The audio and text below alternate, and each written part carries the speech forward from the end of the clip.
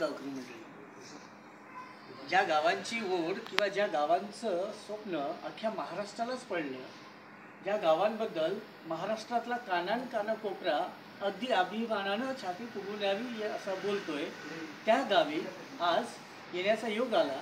आणि अतिशय खरंच जी मनातली ओढ होती की आजपर्यंत आपण जे बघत होतो की पाटोदा गाव कसं असेल, कसं दिसेल, पण जेव्हा गावामध्ये प्रवेश केला आणि खऱ्या अर्थानं स्वप्नाची स्फूर्ती झाल्यासारखं वाटत आहे.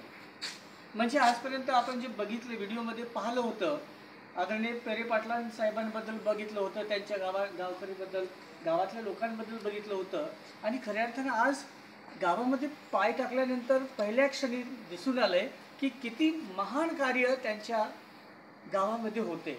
गावातील प्रत्येक माणूस अगदी प्रामाणिकपणे आपल्या कामाशी एकरूप आहे.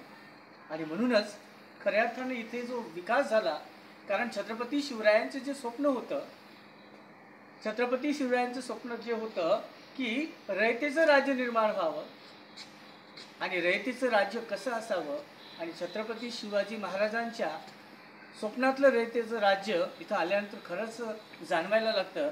यानिमित्त मी खरंच आदरणीय पेरे पाटील सर आणि यांच्या सर्वच टीमला खूप खूप धन्यवाद देतो आणि त्यांचा ऋणी आहे की एवढं स्वप्नवत गावांची त्यांनी निर्मिती केली. धन्यवाद.